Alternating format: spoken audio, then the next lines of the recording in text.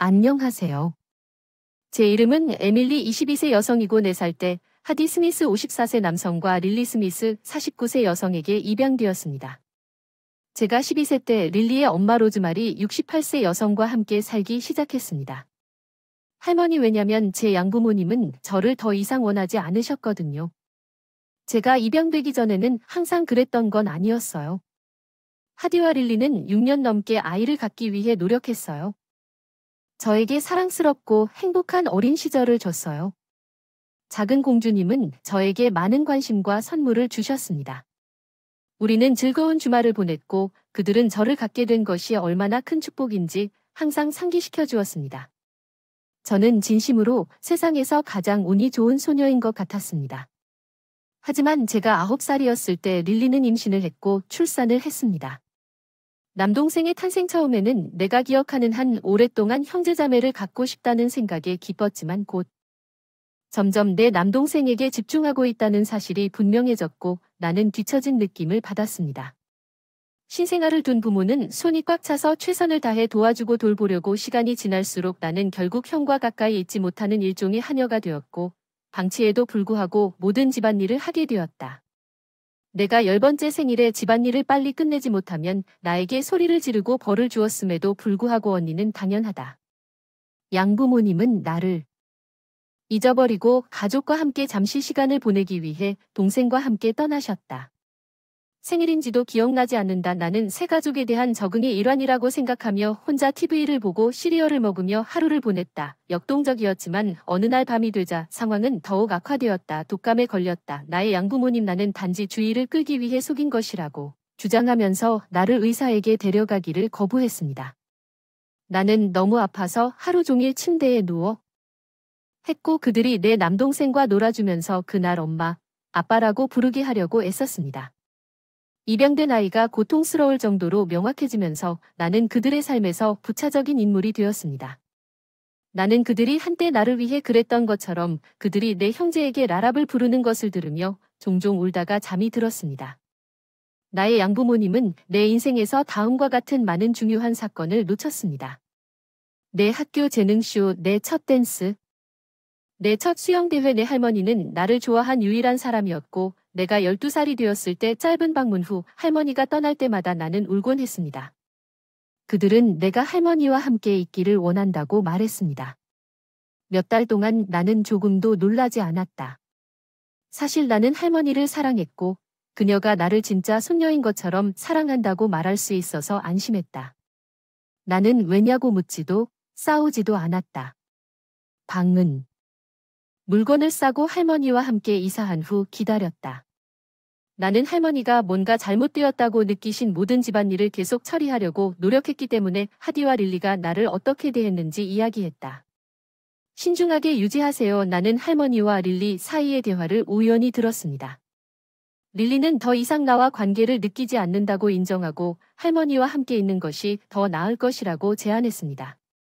할머니는 나중에 그들과 심각한 관계를 선택하기로 결정했습니다. 수영에 대한 나의 가장 큰 응원군이었다는 것을 알았을 때 우리는 그들에 대해 이야기한 적이 없었습니다. 나는 양부모님처럼 어느 날 그녀가 나를 사랑하지 않을지도 모른다는 잔소리를 늘 느꼈습니다. 하지만 10년이 지났지만 할머니는 여전히 계속해서 베풀어 주십니다.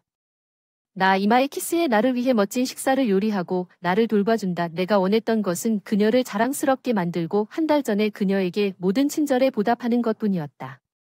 내가 수영선수권 대회에서 우승했을 때 내 소원은 이루어졌고 어느 누구보다도 헤드라인을 장식했다. 우리 작은 마을은 그런 위협을 달성했습니다. 일주일 후 하디와 릴리가 나에게 손을 내밀었습니다. 나는 당황했고 약간 회의적이었습니다. 하지만 그들은 나를 그리워했고 우리는 고치고 싶었다고 주장했습니다. 그들은 자신의 실수를 인정하고 나를 저녁 식사에 초대했습니다. 나는 분노를 참는 것과 해피엔딩을 원하는 것 사이에서 갈등했지만 그들과 내 아기를 그리워했다는 부인할 수 없었습니다. 오빠도 결국 할머니를 설득해서 그들을 만나러 여행할 수 있게 했고 할머니는 마지못해 저녁 식사가 정교하다는 데 동의했습니다. 그들은 내 동생이 여름 캠프에 있었기 때문에 우리와 저녁 식사에 함께하지 않을 것이라고 언급했습니다. 처음에는 조금 어색했지만 저는 생각보다 많이 웃고 이야기를 나누다 양부모님과의 관계가 점점 좋아지는 줄 알았는데 양부모님 집을 떠난 다음 날 우연히 온라인에서 부모님께서 저의 성공의 원동력이 되었다고 주장하는 글을 보게 되었습니다. 믿을 수가 없었어요. 그들은 심지어 우리 저녁 식사 사진을 올렸고 훌륭한 육아가 훌륭한 아이들을 낳는다고 캡션을 달았습니다. 그들은 추가적인 극적인 효과를 위해 나의 오래된 어린 시절 사진 중 일부를 파헤쳤습니다.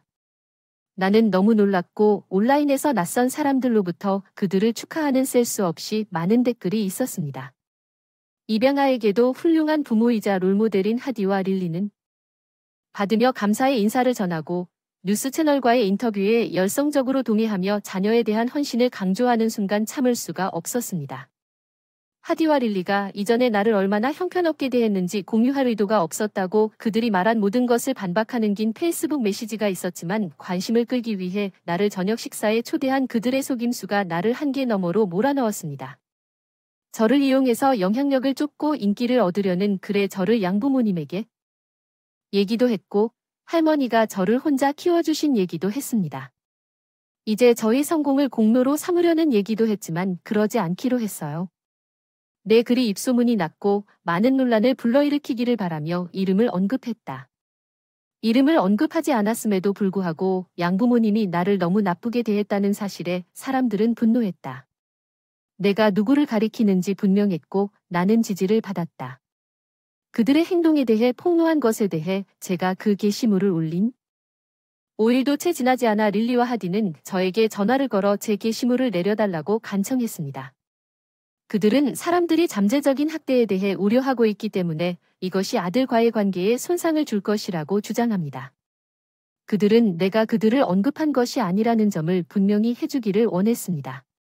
특히 그들이 나를 입양했다는 점을 고려하여 사회에서 그들의 체면을 구하기 위해 게시물을 제거하는 것과 방치 문제에 더 많은 관심을 기울이는 사이에서 고민 중입니다.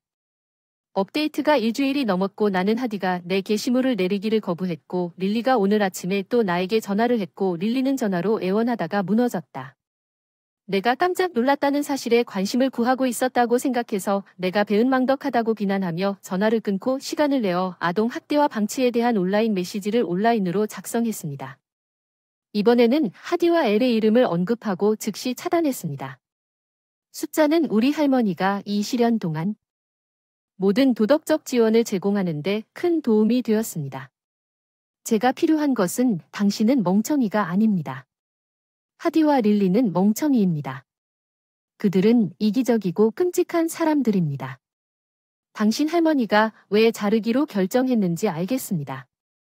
그들과의 관계에서 그들은 또한 사용자이기도 합니다. 그들은 아이가 없을 때 느꼈던 공허함을 채우기 위해 당신을 이용했습니다. 그들은 자신이 아이가 없을 때 인터넷과 낯선 사람에게 자신을 훌륭한 부모로 홍보하기 위해 다시 당신이나 당신의 감정에 대해서는 신경 쓰지 않고 그들은 아이를 낳은 직후 당신이 인간이 아니고 감정도 없었던 것처럼 당신을 차버렸습니다. 할머니가 아니셨다면 다행이군요. 당신에게 무슨 일이 일어났을지 생각해 보세요. 당신은 자신이 나쁜 사람이라는 것을 세상에 보여주는 멍청이가 아닙니다. 자신의 행동의 결과를 받아들이는 것입니다. 이 상황에 맞게 제 여동생과 저는 제가 어렸을 때 상대적으로 가난하게 자랐습니다. 6때 우리 엄마는 승진해서 3시간 떨어진 곳으로 이사했습니다. 우리는 성인이 되어서도 그녀가 돈을 쥐고 있었고 알코올 중독자인 아버지에게 중독 문제가 있는 우리를 키우기 위해 소액의 용돈을 주셨다는 사실을 알게 되었습니다. 그때쯤에는 우리에게 최소한의 돈만 남았습니다. 나는 16살이었고 엄밀히 말하면 우리는 혼자였고 나와 내 여동생을 먹이기 위해 쓰레기통을 뒤지고 있었습니다. 나는 이제 30대 후반의 성공적인 경력을 갖고 있으며 꽤 살고 있습니다. 내 여동생도 부유하며 이제 아내와 저는 좋은 관계를 유지하고 있습니다. 나는 내 양육에서 내 오래된 습관 중 일부를 멈추기 위해 노력했습니다. 내 아내는 기꺼이 무시하고 내가 할 수 있는 곳에 돈을 저축할 수 있게 해주는 페니 꼬집기 기술 중 일부를 사용했습니다. 그러나 우리가 항상 처리할 수 없는 타협점을 찾을 수 없는 한 가지 문제가 있습니다. 작년에 딸이 음식을 버릴 때 12마리의 닭을 원했는데 우리 식탁 찌꺼기가 쓰레기통에 버리는 대신 그 닭에게 갔기 때문에 결국 좋은 생각이 되었습니다. 아내가 코스트코에서 너무 많은 것을 사면 싫어합니다. 쓰레기를 많이 만드는 우리 가족 적어도 우리가 먹지 않는 것이라도 기부하거나 나에게 주라고 부탁했고 직장 근처 노숙자 캠프에 맡기면 됩니다. 그녀는 더 적은 수량을 사겠다고 약속했지만 그렇지 않았습니다. 그녀는 지난 식료품 쇼핑을 일주일에 한 번 이상 좋아하지 않기 때문에 지속되지 않았습니다. 집에 와서 밀봉된 상추 한 팩을 발견했습니다. 오이 한 개 빵과 감자 한 덩어리는 상추 바깥 쓰레기통에 있었지만 유통기한은 지났지만 괜찮아 보였습니다. 빵도 유통기한이 지났는데 곰팡이가 없었어요. 감자에는 눈이 있었지만 초록색이거나 썩지 않았어요. 안으로 들어가서 저녁을 먹기 시작했어요. 쓰레기가 아닌 유일한 품목이었던 닭고기를 구웠어요. 슬프게 만들어 넣고 크루통을 만들 빵을 만들고 마지막으로 으깬 감자를 만들었습니다. 우리는 모두 앉아서 먹었습니다. 아내가 음식이 얼마나 맛있다고 말했어요. 나는 그 음식이 그날 일찍 버렸던 것이라고 말했고 그녀는 완전히 창피해하며 역겨워했습니다. 나는 씻었다고 말했습니다. 요리하기 전에 모든 것을 꺼냈지만 그녀는 내 요점은 중요하지 않다고 말했습니다. 음식이 우리가 먹을 수 있을 만큼 충분했다면 최소한 버리지 말았어야 했다는 것입니다. 그녀는 그것을 딸에게 닭에게 가져가도록 주었을 수도 있었다고 말했습니다. 내가 그것을 쓰레기통에서 가져갔어야 했고 우리 테이블이 아닌 닭에게 가져갔어야 했다고 반박했습니다. 그녀는 우리 모두가 식중독 같은 것을 앓을까봐 나에게 짜증을 냈지만 그것이 나에게 잘못된 것과 상관없이 그녀가 말한 음식으로 인해 우리 중 누구도 아프지 않았습니다. 그런 식으로 요점을 증명하기 위해 경계선을 남용하여 쓰레기통에서 가족 음식을 제공하기 위해 내가 뭘 잘못했는지 세상에는 굶주린 사람들이 있고 우리가 완벽하게 좋은 음식을 버리는 것은 제대로 앉아있지 않습니다. 나는 멍청한 놈이다. 문제는 지식이나 동의가 부족하다는 것이다. 가족이 스스로 결정할 수 없는 쓰레기에서 음식을 먹는데 동의하지 않았고 쓰레기통은 그들이 가질 수 있는 역겨운 것이고 아마도 체액이 썩는 음식 약 등이 있고 일반적으로 매번 사용할 때마다 청소하지 않습니다. 이로 인해 귀하와 귀하에 아플 가능성이 있습니다. 이는 요점을 증명할 가치가 없습니다. 또한 파트너를 속이는 것을 중지하고 공개적이고 투명하게 의사소통을 중지하세요. 서로를 아끼고 솔직한 의사소통에 관심을 갖는 어른들처럼 이제 몇 가지 의견에 대해 당신은 주제에 접근하는 방법과 해결되지 않은 트라우마에 대해 알 수 있습니다. 음식물 쓰레기를 원하지 않는다면 당신과 당신의 아내는 앉아서 식사 계획을 세우고 그녀가 일주일에 한 번 이상 식료품 원하지 않는다면 왜 당신도 일주일에 한 번 쇼핑을 할 수 없습니까? 당신은 적극적으로 그것을 피하는 대신 당신의 애완견의 책임을 그녀에게 맡기는 것입니다. 아내가 필요한 것보다 더 많이 사서 기부하는 대신 버리는 것이 분명하기 때문에 사용하지 않은 미개봉 품목을 버리는 것이 분명하기 때문에 음식물 쓰레기는 완벽하게 좋은 음식을 몇 파운드씩 꺼내는 활동가들의 뉴스 보도를 본 적이 있기 때문에 용납할 수. 식료품점 쓰레기통에서 완벽하게 좋은 음식을 몇 파운드나 꺼내는 활동가들의 뉴스 보도를 봤습니다. 나는 그 작전이 위험한지 아닌지 알 수 없지만 설사 그랬다고 해도 너무 많은 음식을 사는 것은 아닙니다. 기부하는 대신 버리는 것이 좋습니다. 쓰레기통에 있는 모든 음식을 검사하고 식료품점에서 쇼핑한 후 해야 할 일을 정확하게 세척했습니다. 유통기한은 연방이나 지역에서 의무화한 절차가 아닙니다. 분유를 제외하면 NPR이 이번 달에 대해 자세히 설명했습니다. 제안에 따르면 제조업체는 음식을 폐기하기를 원하므로 더 많이 구입했습니다. 가족을 학대하지 않았습니다. 두 사람은 이 원칙에 동의하지 않습니다. 먹을 것은 가져가고 가져가는 것은 먹습니다. 2. 자녀가 당신을 합의하게 만들 가능성이 높습니다. 이 주제의 세 번째 이야기. 저는 26세 여성이 2018년 5월에 홀더 하우스를 구입했습니다. 제가 구입했을 당시 계약서에는 제가 집과 그 안의 모든 것을 소유한다고 명시되어 소유한 집은 죽었고 그녀의 상속인은 그 안에 있는 악취와 문자, 그대로의 쓰레기와 쓰레기를 처리할 수 없었습니다. 문은 8인치도 안 열 수 있었고 일부 객실에는 벽에서 벽까지, 바닥에서 천장까지 쓰레기가 있는 듯한 느낌이 들었습니다. 나는 지난 4년 동안 청소를 끝내고 청소하는 동안 수리하고 업데이트했습니다. 버리기 전에 모든 것을 확인했고 결국 $20,000가 넘는 돈이 들었고 멋진 보석과 앤티크 가구 그리고 마침내 40가지 스타일의 레이스로 덮인 웨딩드레스를 얻었습니다. 이 여자는 더 이상 할 수 없을 때까지 그 드레스를 관리했고 그것을 복원하는데 약간의 작업이 필요했습니다. 현재는 파트너가 없지만 결혼하는 동안 입을 드레스가 될 것이라고 결정했습니다. 청소를 하면서 상속자들에게 연락하여 사진 몇 장과 모스의 크리스마스 맞춤 장식품, 어린이 예술품 등을 전달했고 그 때문에 드레스를 수선한 후 페이스북 친구. 그중 30대 여성이 한 명 있었습니다. 보석과 함께 입었습니다. 그리고 이 여성이 그것을 보고 드레스와 갑오를 돌려달라고 요청하는 동안 페이스북에 선택 항목을 게시했습니다. 나는 돌려주기를 거부했으며 법적으로 그들은 또한 아무것도 할 수 없습니다. 그것이 그들에게 큰 의미가 있다면 그들은 스스로 집을 청소했어야 했습니다. 지금은 그게 아니야. 그녀와 그녀의 모든 가족이 소셜미디어에서 나를 부르고 있습니다. 나는 몇 가지 의견에 대해 멍청한가요?